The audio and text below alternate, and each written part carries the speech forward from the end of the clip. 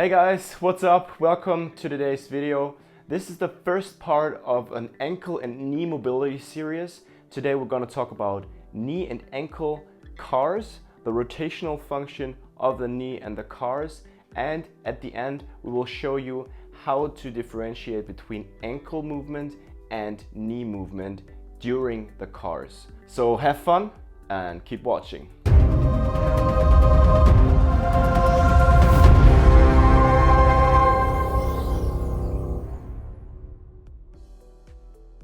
Good, so before we go into controlled articular rotations, let's look at the ankle and the knee during our daily life, during our sports and stuff like that. So when we consider walking and running, then when we look at the ankle, what kind of movement do we see in our ankle? It's mostly dorsiflexion, and when we run we have a little bit of plantarflexion as well.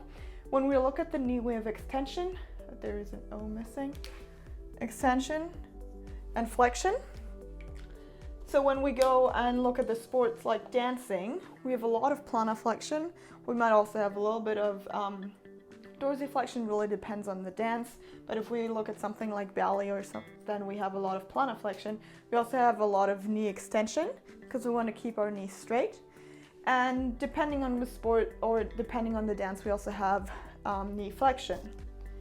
When it comes to lifting or weightlifting, and we perform things like squats, deadlifts, all that kind of stuff, snatches, we need a lot of dorsiflexion, and we need good extension and flexion in the knee. So when we look at all of these things, and we could go on and on and on for different sports like tennis or soccer, then we see a lot of linear movements. So all of this is linear. We have flexion, we have extension, we have dorsiflexion, plantarflexion. We don't see any rotational movements when we look at our daily life. But, and here comes the point, but our linear movements are dependent on the rotational capacity of our joint. So if our joint, say the ankle joint or the knee joint, doesn't have the fundamental capacity of rotation, then all the other motions, they're gonna suck. We can't be good at running if we don't have adequate rotational capacity in our knee. Well, we can be good, but it doesn't improve our health. Let's put it this way. So if we are striving for health and performance, then we need the rotational capacity in those joints in order to have optimal health and optimal performance. And why is that? Because for our ankle and knee joint, rotational capacity, so internal and external rotation, are the fundamental joint movements or fundamental functions of these two joints. When we have adequate rotational capacity, adequate rotational movement capacity, then active, of course, then those linear movements like flexion and extension, abduction, whatever, they'll become way easier to access and way easier to progress. So we'll have faster progress in extension or flexion, and they will also improve simultaneously while working on our rotation. And that's where controlled articular rotations come into play. When we do controlled articular rotations, we work through the entire range of motion of this joint. So for ankle, we work through the entire range of motion of our ankle movement, and we have flexion, we have extension, we also have rotation. Same for the knee. We work through rotation while going into flexion and extension.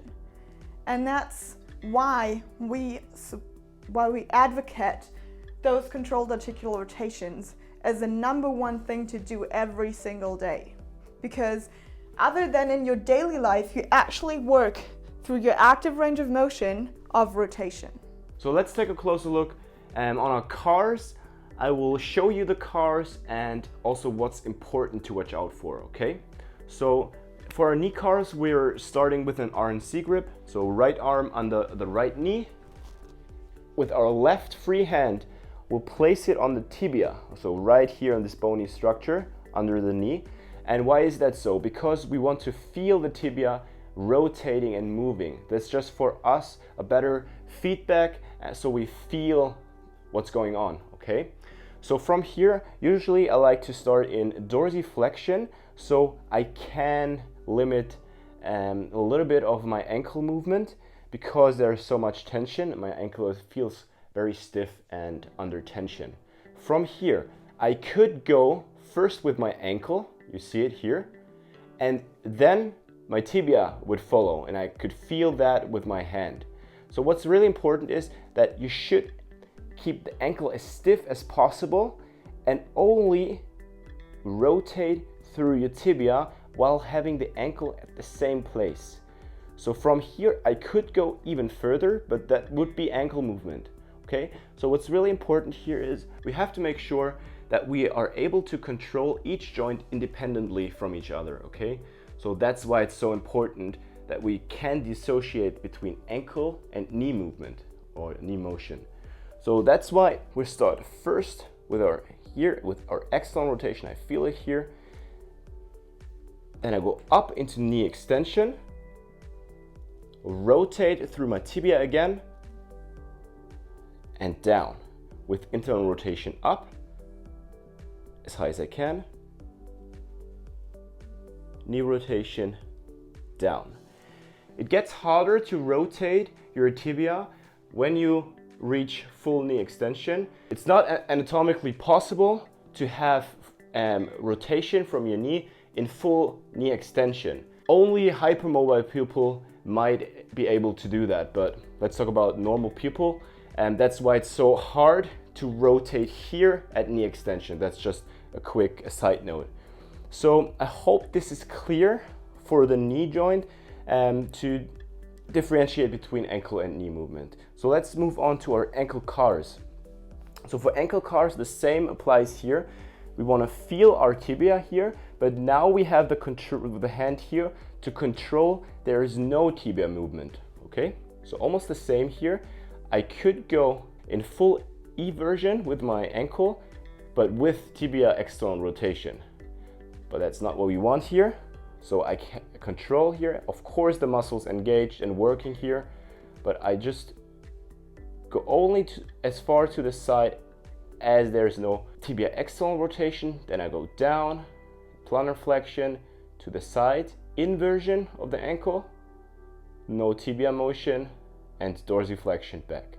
So the biggest circle you can, back into inversion, plantar flexion, eversion, and dorsiflexion without moving the tibia. So that's it for what you should watch out for and what's important for your knee and ankle cars and how you can implement that into your morning routine, that you watch out for this stuff. Thanks for watching part 1 of this series. In the next 2 upcoming videos of this series, we'll talk about first improving knee rotation, and then the third video will be improving ankle rotation or ankle mobility. If you want more information, visit our website. The link is in the description below, and don't forget to leave a thumbs up and subscribe to our channel.